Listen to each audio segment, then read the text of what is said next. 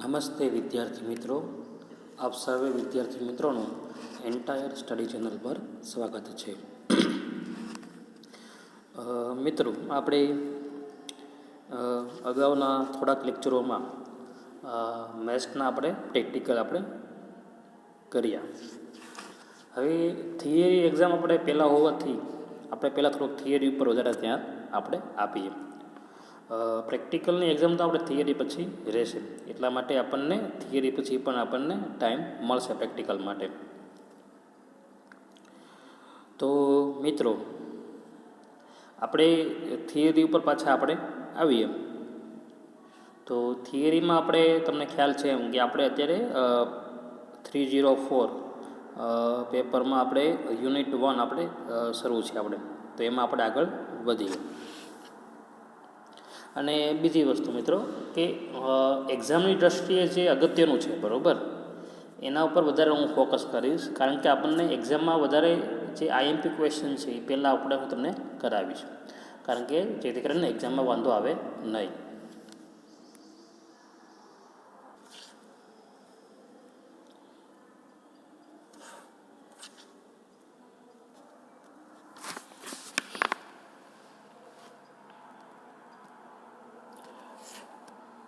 તો સૌપ્રથમ આપણે જોઈએ મિત્રો, તો ગયા લેક્ચરમાં આપણે સ્પાનની વ્યાખ્યા જોઈ હતી, પછી લિનિયરલી ઇન્ડિપેન્ડન્ટ, લિનિયરલી ડિપેન્ડન્ટ, આ બધા વિશે આપણે જોયું હતું બરાબર. હવે એના એક્ઝામ્પલ ઉપર આપણે જોઈએ. તો પહેલાં આપણે એલઆઈ અને એલડીના આપણે એક્ઝામ્પલ આપણે જોઈએ છીએ. તો verify which of the following set is are LI oblique LD. એટલે આપણને જે અહીંયા સેટ આપણને આપેલા છે મિત્રો, એ એલઆઈ એટલે કે લિનિયરલી ઇન્ડિપેન્ડન્ટ કે લિનિયરલી ડિપેન્ડન્ટ શું છે એ આપણે નક્કી કરવાનું છે આપણે. તો સૌપ્રથમ આપણે જોઈએ તો અહીંયા સેટ આપણને આપેલો છે એ લઈએ તો શું છે, x² - 1, પછી x+1 અને x-1 એવા આપણે 3 આપેલા છે એમાં વેક્ટરમાં S1માં બરાબર. તો આપણે ધારી લઈએ alpha beta gamma belongs to R. હવે એલઆઈ અને એલડી ચેક કરવા માટે આપણને ખ્યાલ છે એમ આપણે લિનિયર શું લઈએ છીએ, કોમ્બિનેશન, એટલે સુરેખ સંયોજન આપણે સમીકરણ બનાવવાનું. તો આને આપણે આલ્ફા સાથે લેશું, એટલે આલ્ફા x² - 1. અહીંયા આપણને 3 છે, આપણને 3 ઘટકો આપેલા છે ને, એટલા માટે આપણે આલ્ફા બીટા ગામા લેશું. 4 આપ્યા હોય તો આલ્ફા બીટા ગામા અને રો બરાબર, તો અલગ અલગ એવી રીતે આપણે લઈ શકીએ. તો x² - 1 છે એનામાં આપણે આલ્ફા લીધો, પછી શું આવશે લિનિયર કોમ્બિનેશનમાં પ્લસ આવે, પછી x+1માં બીટા અને x-1માં ગામા અને ઇક્વલ ટુ 0. તો આ એક શું બની ગયું, લિનિયર કોમ્બિનેશન. અહીંયા હવે 0 હોય કે શૂન્ય સદીશ હોય, એટલે અહીંયા 3 ઘટક છે એટલે 0 0 0 લઈ શકાય. ઓકે, હવે લિનિયર કોમ્બિનેશન આપણે બનાવવાનું છે બરાબર. તો એના માટે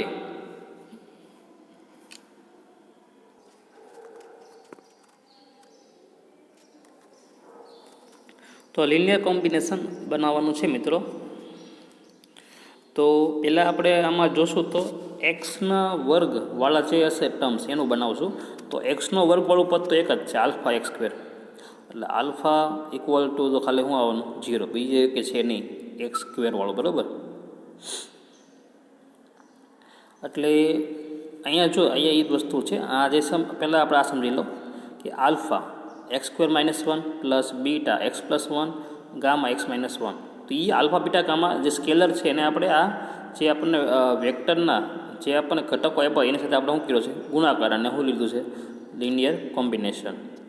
હવે આપણે આમાં ગોઠવણ કરીએ. પહેલાં x² વાળા લખીએ આમાં, પછી x વાળા, પછી અચલ પદ.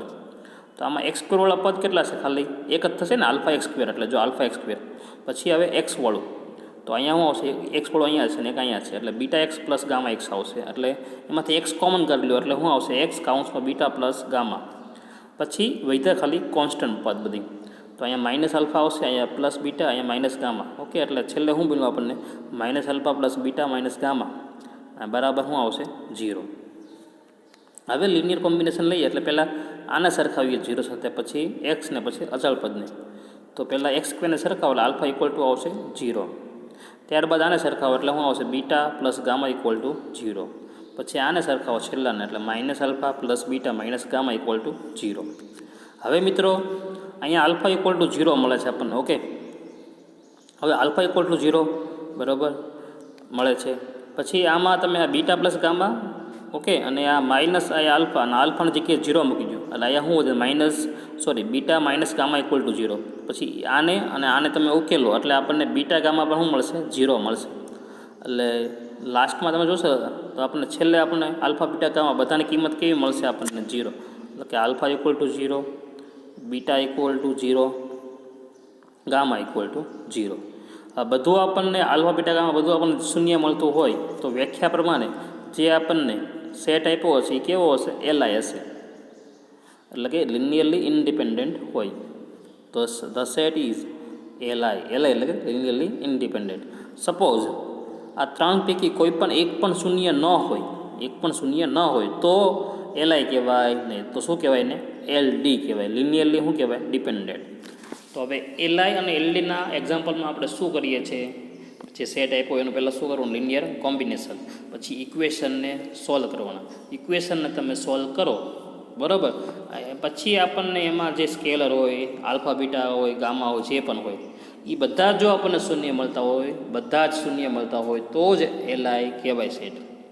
નહીતર આ પેલો સેટ કેવો હશે? એલડી.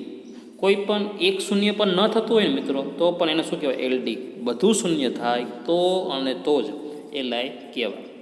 બરાબર.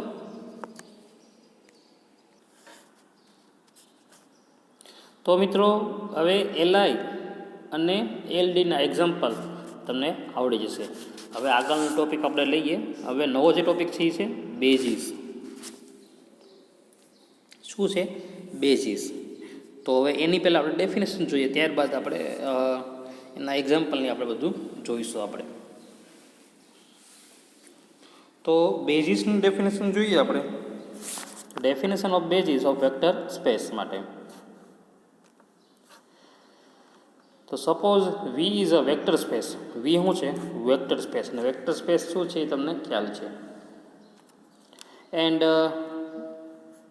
જે બી જે છે એ શું છે? એમાં સેટ આપણને આપેલો છે V1 થી V2 અપ ટુ Vn સુધી.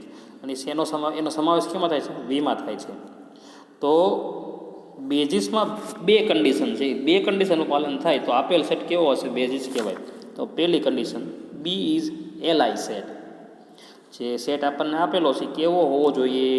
એલ આઈ, એટલે કે લિનિયરલી ઇન્ડિપેન્ડન્ટ. અને એલઆઈ કેવી રીતે ચેક કરાય તે હમણાં જ તે એક્ઝામ્પલમાં મેં તમને સમજાવ્યું. તો બેઝિસ હોવા માટે એલઆઈ થવું જોઈએ, આ પહેલી કન્ડિશન. બીજી કન્ડિશન શું છે? કે સ્પાન ઓફ બી, એટલે એનો સ્પાન તમે મેળવો ઇક્વલ ટુ વી થાય તો then set B is said to be basis of vector space. VS એટલે કે વેક્ટર સ્પેસ. તો આ બે કન્ડિશનનું પાલન થાય તો આપેલ સેટ કેવો હશે? બેઝિસ હશે. બરાબર.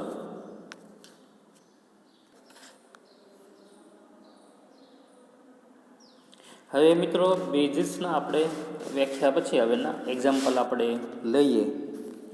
તો પેલો એક્ઝામ્પલ જોઈએ આપણે. તો determine which of the following set is large basis or not basis.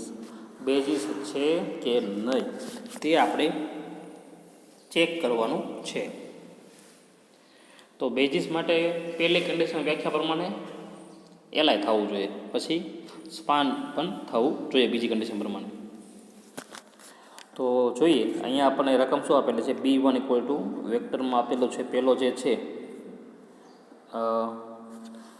હું આપ્યું છે 1 0 0 ઘટક, પછી 0 1 0, પછી 0 0 1. અને આ જે આપણને આપેલો કેટલા આપ્યા છે? 3 આપ્યા છે. એટલે V equal to R cube થાય, 3 ડાયમેન્શનમાં છે. એટલે હવે ચેક કરવાનું છે. તો ગિવન આનું સોલ્યુશન લઈએ. ગિવન સેટ ઇઝ, પહેલાં આપણે એલઆઈ ચેક કરશું, પછી સ્પાનની જે કન્ડિશન છે તે. બરાબર. તો પેલી એલઆઈ માટે જોઈએ. તો given set B1 equal to 1 0 0 0 1 0 0 0 1. હવે આમાં સ્કેલર ધરવા પડશે આપણે. તો આલ્ફા બીટા ગામા ધારી લીધા આપણે 3 છે અહીંયા એટલા માટે. 2 હોત તો ખાલી આલ્ફા બીટા લેત, બરાબર. 4 હોય તો આલ્ફા 1, આલ્ફા 2, આલ્ફા 3 અને આલ્ફા 4 લેવાય, બરાબર. જે તમે બસ સ્કેલર લેવાનું ટૂંકમાં. તો હવે આલ્ફા બીટા ગામા લઈ લીધા. હવે એનું શું કરવાનું? Linear combination. ઓકે, આને આપણે E1 કહીએ, આને E2 કહીએ, અને E3 સપોઝ કહીએ, બરાબર. તો લિનિયર કોમ્બિનેશન લખવું હોય તો કેમ લખાય? Alpha E1 plus beta E2 plus gamma E3 equal to theta. Theta એટલે કે શૂન્ય સદિશ. તો હવે જોઈએ E1 એટલે આ E1 છે, આ E2 છે અને આ E3. ઓકે, તો E1 એટલે 1 0 0, E2 એટલે 0 1 0, 0 1 0. ઓકે, અને E3 એટલે 0 0 1. અને થીટા એટલે કે શૂન્ય સદિશ એટલે 3Dમાં છે અહીંયા આર ક્યુબમાં, એટલે શૂન્ય સદિશ શું આવે? 0 0 0 3 વખત આવે. 2 હોય તો આ 0 0 આવે, 4 વખત હોય તો 4 વખત 0 લખવાના. રીત તો આપણી આ જ રહેશે, બરાબર. કોઈ પણ તમે વેક્ટર આપી દે, 4 ઘટક હોય, 2 હોય, 3 હોય, જે પણ હોય, રીત આ પ્રમાણે આપણે ટૂંકમાં ફોલો કરીશું. હવે શું થાય મિત્રો? લિનિયર કોમ્બિનેશન બનાવવું થાય, બરાબર. તો પહેલાં આપણે કેટલા ઘટક લઈએ આમાં જોઈએ આપણે છે, હું તમને કરાવું. તો આનો તમે પહેલો ઘટક લેશો, બરાબર, એટલે શું બનશે? 1 0 0 alpha plus beta 0 1 0 plus gamma 0 0 1 equal to 0 0 0. આ આપેલું છે. તો સૌપ્રથમ પહેલો ઘટક લઈએ આપણે, તો અહીંયા શું આવશે? આલ્ફા. પછી અહીંયા તો બીટા છે, બરાબર, આલ્ફા. પછી અહીંયા આલ્ફા 1, આલ્ફા અહીંયા ગુણાશે એટલે આલ્ફા 1, પછી અહીંયા બીટા સાથે ગુણા એટલે હું આવે 0 પ્લસ અહીંયા ગુણા એટલે 0. પહેલો અહીંયા કમ્પ્લીટ એક્સ. હવે વાય માટે તો હવે અહીંયા જુઓ તો આલ્ફા ગુણા એટલે 0 થઈ ગયું, પ્લસ અહીંયા બીટા ગુણા એટલે 1 આવશે, એટલે બીટા આવે ને ખાલી. પછી અહીંયા ગામમાં બીજા ઘટક સાથે ગુણા એટલે શું આવશે? 0, કોમા. હવે ત્રીજો ઘટક ઉપર જોઈએ, ત્રીજા યામ ઉપર, તો આલ્ફા અહીંયા ગુણા એટલે 0 થશે, પ્લસ બીટા અહીંયા ગુણા એટલે 0. ગામા હવે ગુણાય તો શું આવશે? ગામા ઇક્વલ ટુ શું છે? 0 0 0 જમણી બાજુ. હવે આનું સાદુરૂપ દઈએ એટલે અહીંયા તો શું વધ્યું છે? હવે પહેલાંમાં તો આલ્ફા, પછી શું વધ્યું છે? અહીંયા બીટા, અહીંયા શું વધ્યું છે? Gamma equal to 0 0 0. ઓકે, તો ફાઇનલી આપણને આ વસ્તુ મળી. તો એ જ વસ્તુ અહીંયા લખેલી છે, જો alpha beta gamma equal to 0 0 0. હવે સરખાવાના છે, બરાબર, અનુરૂપ ઘટકો. તો આલ્ફા સાથે 0 હશે, બીટાનું 0 અને ગામા સાથે પણ 0 આવશે, બરાબર. એટલે ફાઇનલી આપણને તો ડાયરેક્ટ મળે છે આમાં આલ્ફા બીટા ગામા શું મળી ગયું? ડાયરેક્ટ 0 મળી ગયો.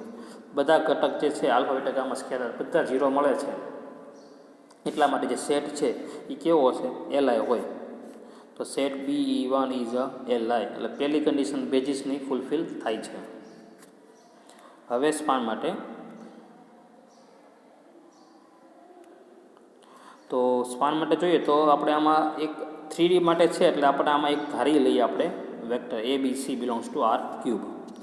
હવે એના માટે આપણે હવે લિનિયર કોમ્બિનેશન બનાવવાનું છે, બરાબર. ડાબી બાજુ ABC આવશે, જમણી બાજુ અહીંયા આલ્ફા બીટા ગામા છે ને મિત્રો, એની જગ્યાએ શું આવી જશે? ABC લેશું આપણે. ઓકે, તો ABC અને અહીંયા A કૌંસમાં A 0 0, B 0 1 0, C 0 0 1. તો સ્પાન જે છે B1, બરાબર, equal to B equal to R cube થાય છે, બરાબર. તો set B1 is basis of R cube, એટલે કે સ્પાનની કન્ડિશન અને LI બંનેની ફૂલફિલ થાય છે. ઓકે, તો એટલા માટે જે B1 સેટ છે કેવો છે? બેઝિસ કહેવાય R ક્યુબમાં. તો મિત્રો બેઝિસના એક્ઝામ્પલ આપણે આ રીતે ટૂંકમાં આપણે કરીશું, બરાબર. અને આનો પ્રેક્ટિકલ પણ આપણે છે સિલેબસ, પ્રેક્ટિકલ પણ બેઝિસનો આપણે છે. તો જે બેઝિસને આધારિત જે પ્રેક્ટિકલ છે એ પણ તમને આવડી જશે, બરાબર. હવે તો ડાયરેક્ટ એના ટૂંકમાં હું એનું જે પ્રેક્ટિકલ છે એ આપણે ગ્રુપમાં મૂકી દઈશું. હવે આગળ આપણે જોઈએ.